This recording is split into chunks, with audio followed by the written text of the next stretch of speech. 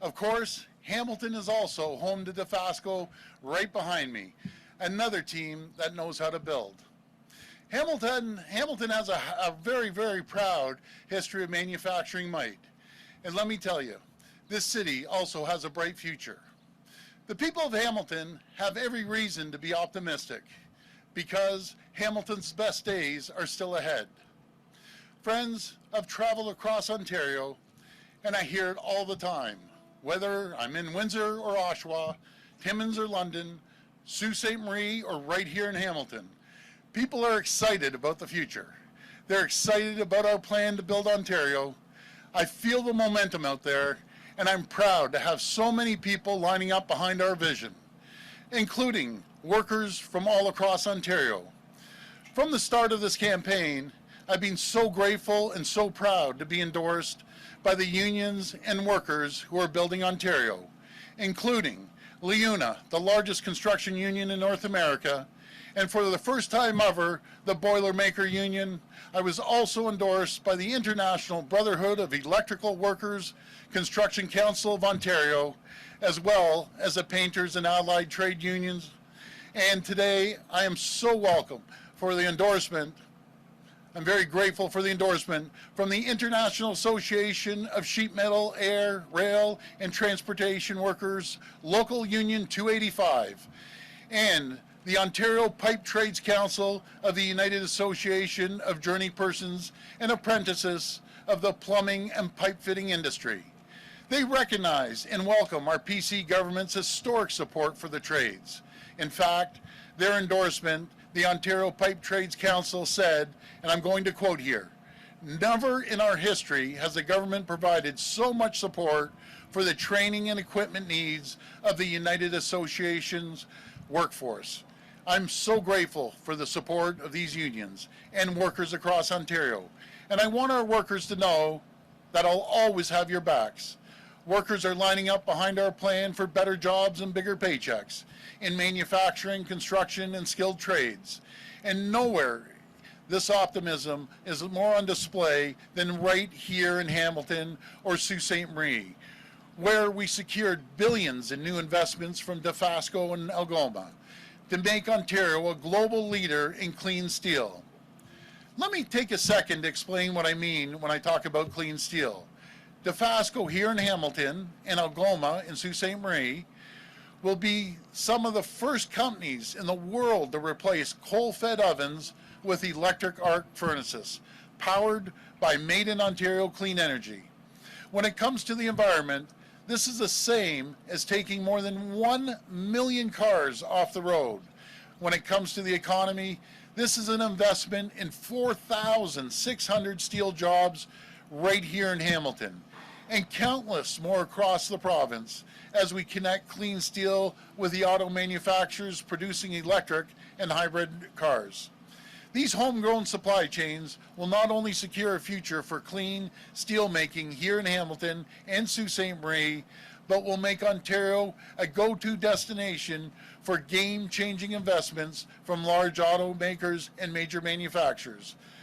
Our PC governments invest in clean steel are a key part of our plan to make Ontario the electric vehicle manufacturing capital of North America, because we have it all, from the critical minerals to the battery plant to the auto plants, and now we have the clean steel. Friends, the Liberal, NDP, and Green parties, they've turned their backs on the workers. When Kathleen Wynne's hand-picked minister, Stephen Del Duca, abandoned manufacturing jobs, he chased 300,000 good-paying jobs out of the province. And Andrew Horwath and the NDP, they propped the Liberals.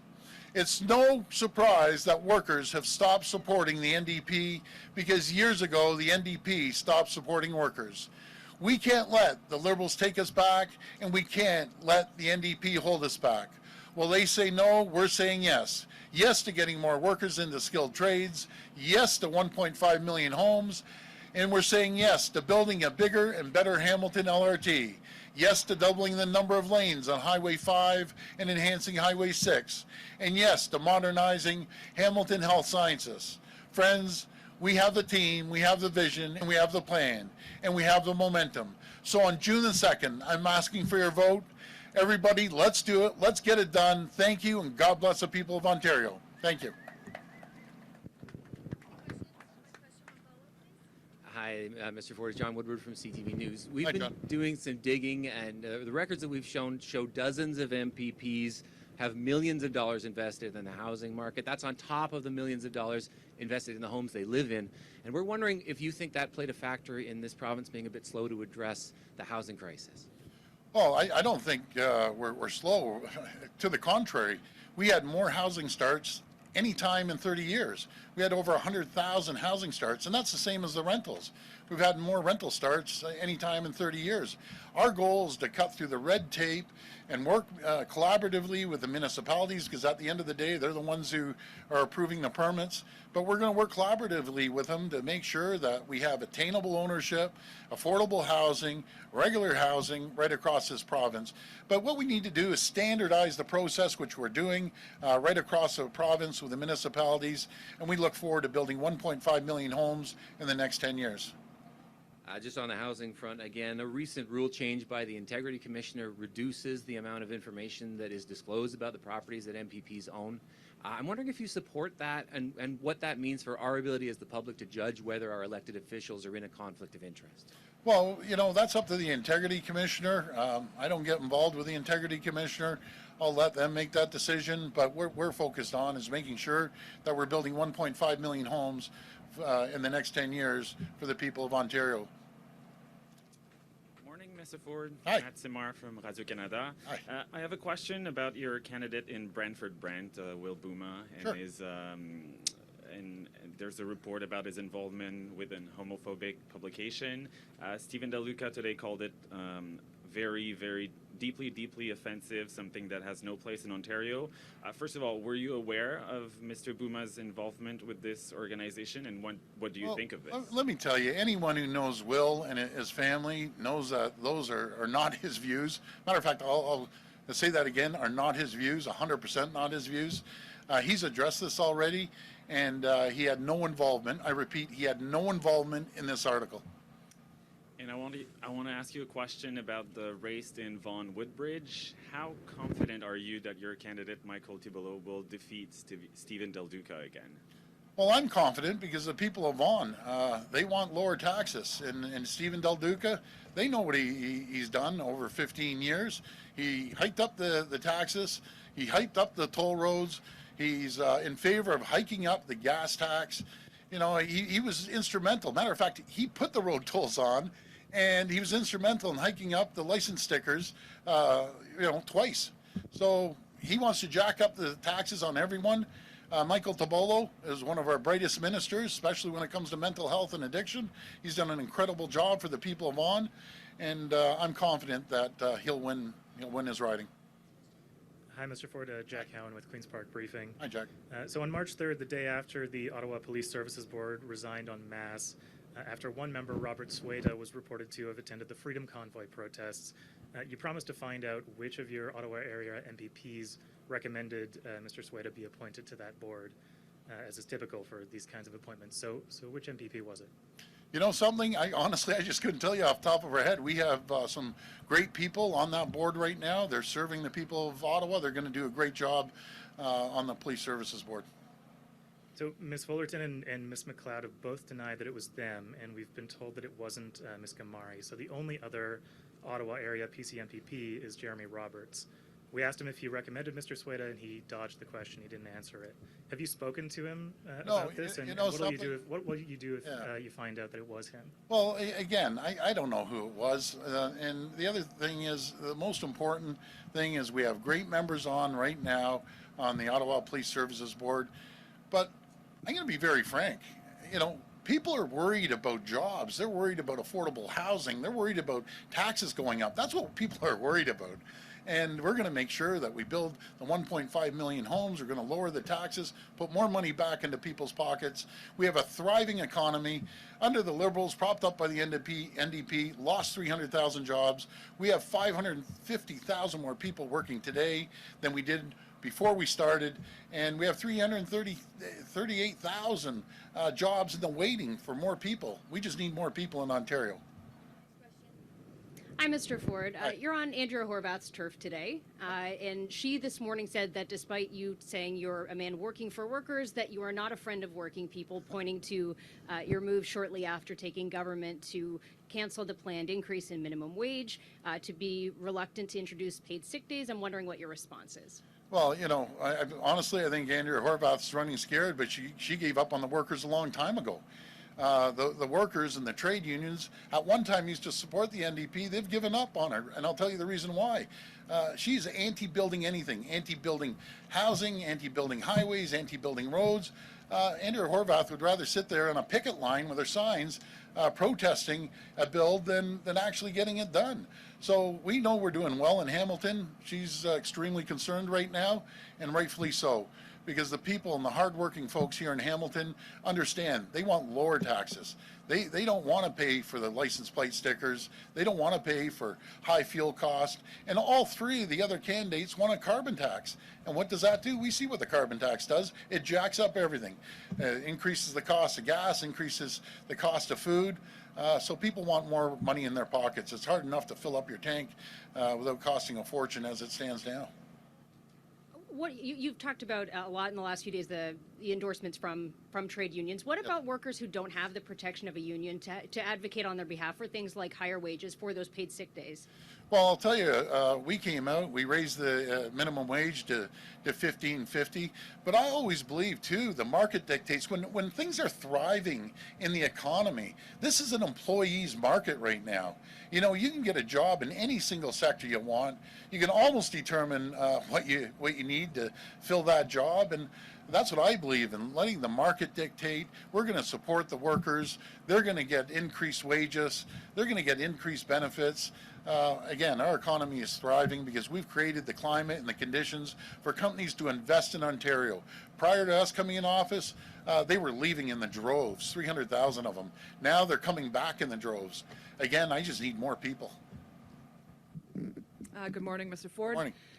If you're elected to form government again, would you commit to bringing in legislation similar to the Our London Family Act? And if not, what would you do to combat Islamophobia and other hate crimes in Ontario? Well, we have a great strategy when it comes to anti-hate of any form. And by the way, we moved it to the Minister of Multiculturalism. We made a dedicated ministry for that. Over on top of the funding before, we've added another $30 million for education and security.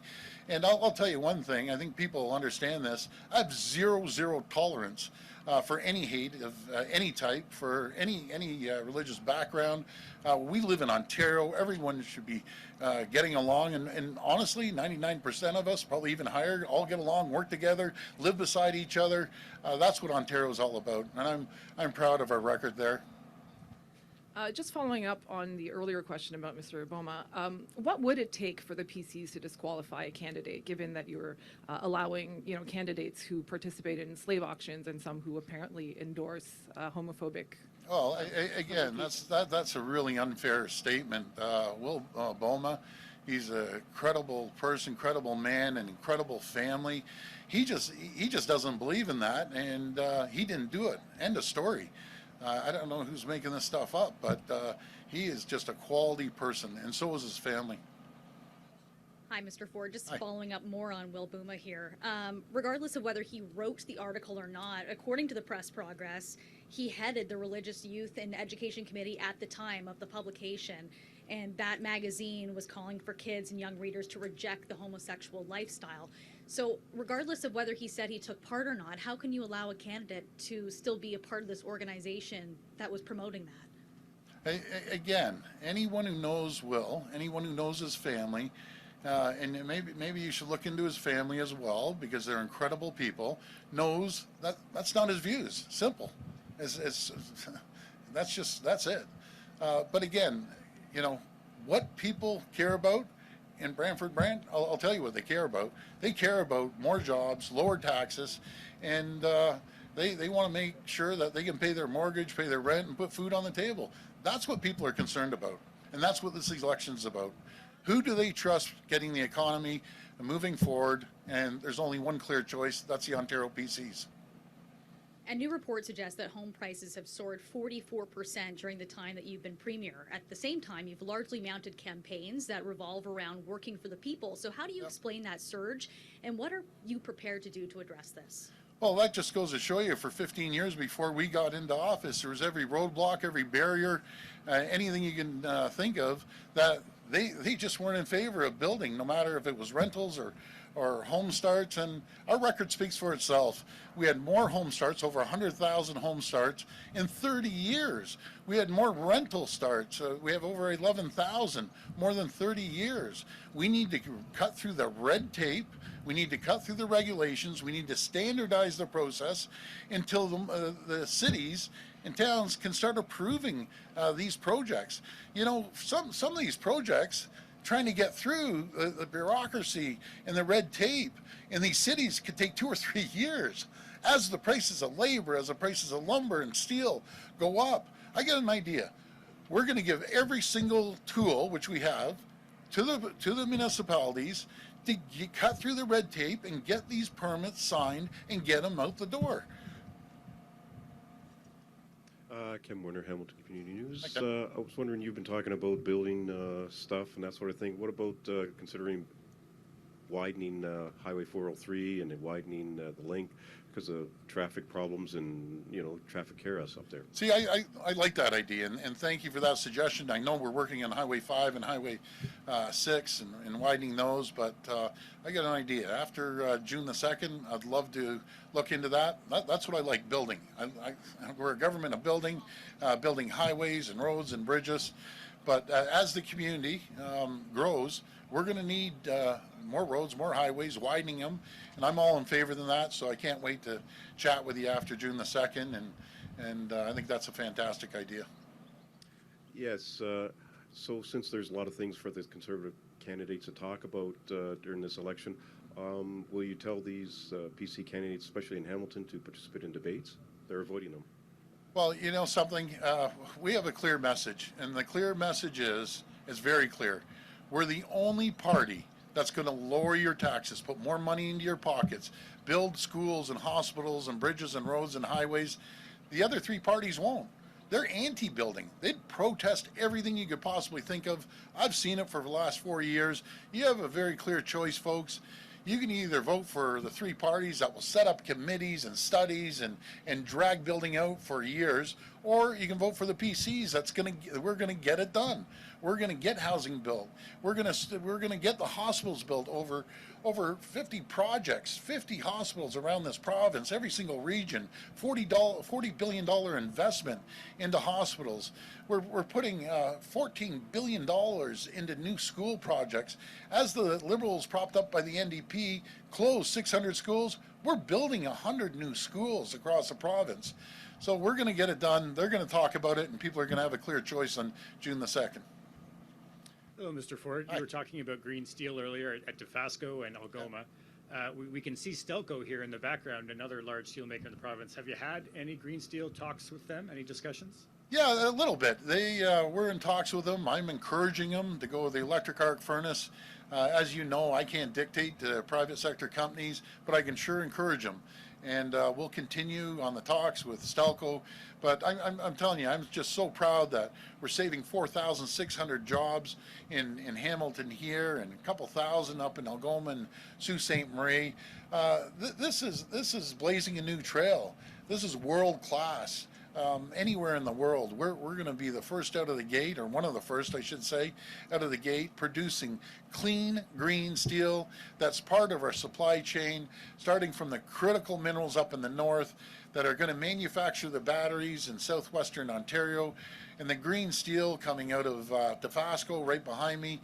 That green steel and clean steel, as I say, are going to be in the auto sector. The auto sector invested $14 billion into new electric vehicles, and I always say we're going to be the electric vehicle capital of North America. We're going to be producing the batteries right across the province. We have some really exciting announcements coming in with other companies that are investing into the supply chain. We're just excited.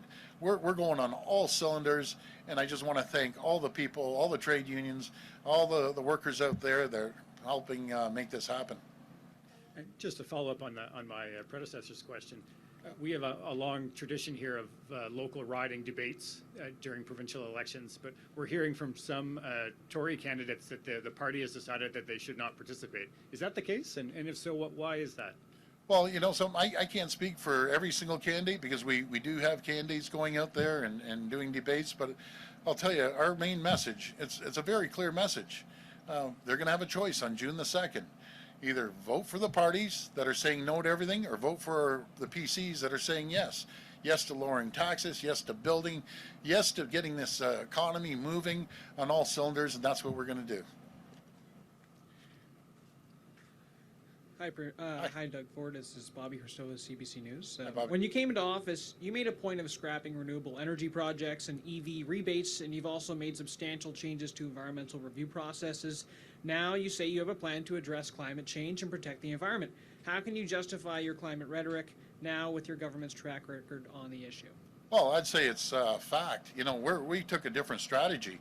We're investing billions of dollars into people, into long-term jobs, and a perfect example is the 4,600 jobs at Dofasco.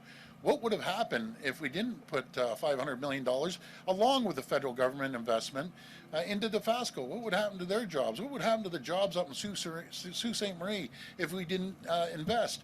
As the jobs were chased out of this province in Windsor, we had the largest investment in green energy and green vehicles, electric vehicles in Windsor.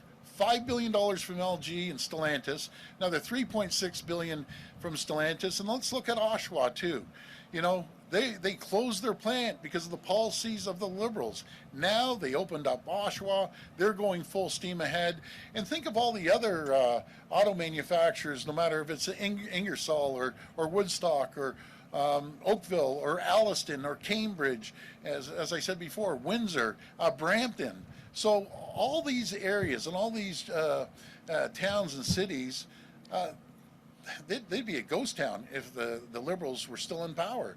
Now they're feeling energy. They have certainty now. They have great paying jobs. And we're just really moving forward in a real rapid fashion with the auto sector. And I want to thank the auto sector for investing $14 billion. And by the way, the $14 billion are just from the big five. I haven't even mentioned the billions that are going to be invested from the big auto part manufacturers too. So this is an exciting time for Ontario. Thank you, Mr. Ford. My second question, you've obviously been really emphasizing your wanting to build.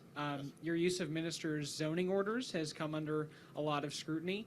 First Nations communities say that their constitutional right to be meaningfully consulted is being dismissed in order to get projects up. What does meaningful consultation mean to you? How are you going to address that? Well, let me address a couple things. We have the rules that unless the municipality asks for it, meaning the mayor and the council, they don't get an MZO. Unless they've consulted with the First Nations community, they don't get a MZO. It's as clear as that. Everyone's followed the rules. Now, let me talk about our relationship with the First Nations. No matter if it was any of the chiefs across Ontario, Regional Chief Hare told me very clearly, no one has listened to us. No one has been more accessible to us, ever, any government, than your government. Every single chief in Ontario has my personal cell number. They reach out to me on a weekly basis. We have an incredible relationship with Grand Chief of Canada, Roseanne Archibald. I think the world of her. And I also have an incredible relationship with all the chiefs. I've had them to my house. I've had them down to Queen's Park numerous times. We have a phenomenal relationship with our First Nations community. And as they tell me, it's the best they've ever had. Thank you, everyone.